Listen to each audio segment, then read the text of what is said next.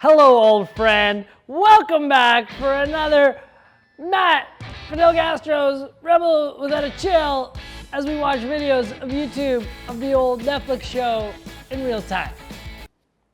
That made sense. So yes, it's been a while. I missed you. I missed you probably as much as you missed me. Detroit. Let's just talk about Detroit. Let's just get to the meat and potatoes of today's episode. Matt, me, in Detroit doing a food truck festival called, what was it called? The Do It Yourself Food Festival. I think that was it.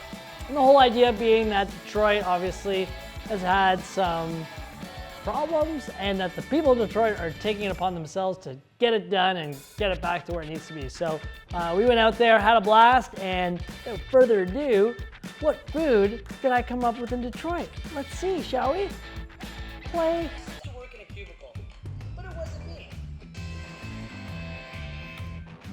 Still hate that intro. Motor City of the USA, Detroit. And it's so crazy. Detroit is a city. How do you? What is this? All right. What's interesting about Detroit is it's gone through some transitions. Let's just say that. I love Detroit. I think it's a great city.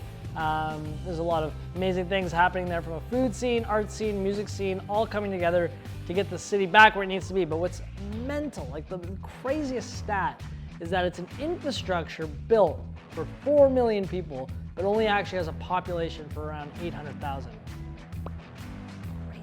So that just shows like how open and unused certain areas of the city is. Now that I'm in Detroit, I'm super excited. I sound super excited, don't I? I sound so excited. I'm in Detroit and I'm very excited.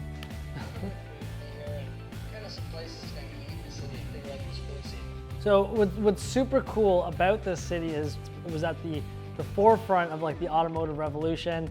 Throughout the city, you notice like there's a very heavy Greek influence in its roots as Detroit. They have these massive monuments all over downtown Detroit, and they're stunning. They're absolutely beautiful. So it gives you a bit of a glimpse into what Detroit used to be. And I think this festival is all about now, okay, let's stop hanging on to the past. The present is what it is. Let's worry about the tomorrows. Tell me a little more about this festival. It's just like a food truck festival or a food festival or just community-based? I love how those are my options. So it's a food truck festival or a food festival. Those are the same thing, Matt. Those are the exact same thing. Good variety though. Good on you. Dan, he's kind of the godfather of the food truck scene here in Detroit. And Dan and I are still good buddies. He's not in the food truck scene anymore. It's funny when you meet someone who's, you know, partners with their better half and they work their business nonstop. You just instantly are drawn to each other because you have just so many things in common. You have like the same highs and the same lows and the same triumphs and the same tribulations. So Dan and I are still good buddies. 5 years later, actually. I didn't know his Netflix blurred out the Detroit Tigers logo on his hat. Didn't know that. I look like a child in this episode. I don't know if it's because my clothes are so baggy, but it's very childlike. just makes sense. And he's going to put me in touch with Will and we're going to do a little bit of a collaboration on I'm walking like a drunk guy in this. Yeah, I'm swaying all over the place. I'm just like leg. learn what they do. I'm here more to support and be a part of the festival from their perspective, not my own. That was actually one of my biggest concerns doing this episode because it was the first time, like sequentially when we were filming, first time I'd ever like done a service on someone else's food truck. Because, you know, we have a certain way operationally and even from a brand perspective, like how we operate and run a food truck. And then all of a sudden you get on someone else's truck and you have to be like super mindful of how they do things. So you just always have to keep that in the back of your mind. And I did one Olay in the truck. I was like, Olay! And everyone looked at me like, huh? And so I immediately put a stop to that. Oh, sorry, wrong truck. I'm like, That's what everyone in Detroit was so big too. Every time I got hugged, I thought I was getting engulfed by them, their bodies. Man, if you want soul food in Detroit, you gotta go to Sweetwater. He had never eaten at Sweetwater.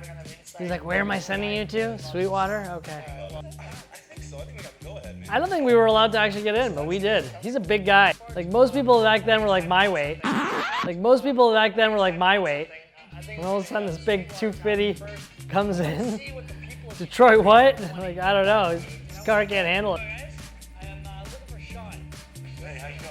I'm Sean. It really bothered me. Like, in the first like 4 or 5 episodes, and I'm really glad we stopped doing it. Everywhere I went, I'd be like, I'm looking for so-and-so.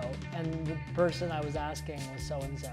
And like, I'm so-and-so. It's like, why do I have to pretend like, obviously you knew we were coming. There's a fucking camera staring at your face. Like, how did this camera get it? What's going on? So that part always bothered me. It's the little things. Like, I'm looking for Sean. He's like, I'm Sean, who are you? You gotta try the Sweetwater one. We get to edit my buddy Sean here out a bunch because he must have said the name of the restaurant 72 times in this like 5-minute segment. We were like, bro, you don't have to keep reminding us the name while we were filming.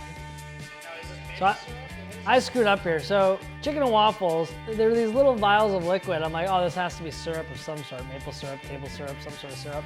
Turned out it was just like liquefied butter. I was pouring butter all over this thing. Like, no wonder I gained some weight in this season. No wonder.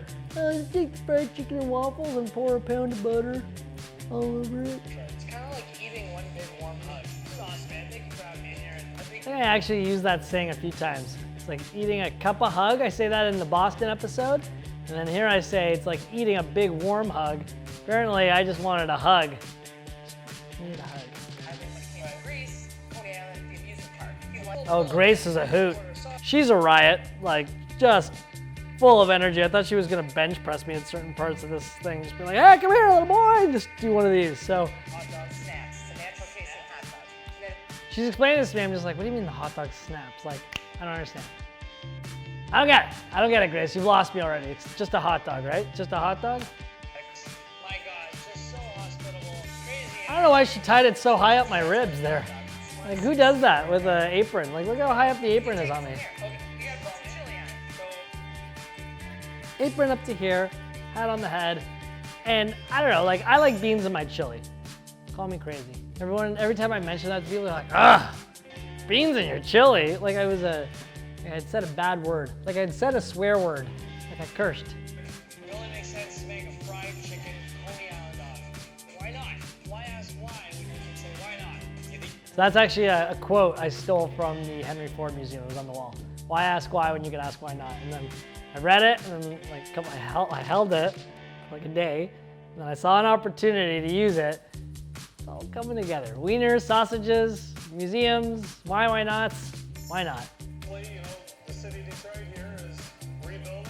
Everyone kind of felt the same way about Detroit, which is super positive, right? Like, it seemed like everyone had gotten past the doom and gloom phase, and they were like, you know what? We are trying to make Detroit whole again. So it was uplifting to be a part of an event that was really trying to capture that. Last night everything was great. You know, I was doing my prep, sausage No, bread, everything was true story. I'm wearing Kai's shirt here. If you're wondering why the shirt looks so small, I grabbed her shirt by accident. Look how small it is. nothing could happen. It's a baby shirt! I'm wearing a baby shirt! Look at it. I think you are. It's so tiny. So that's the truck, the Grindhouse truck. Dan built it, absolutely massive. I'm like, hi, how are you? And the sausage is going really nice with the smokiness and that chili. Like a The paprika pig's feet. smokiness from We took the word pig's feet off the menu though. People are like, pig's feet? We're like, nah, it's a meat chili. It's just a meat chili. Mixed meat chili.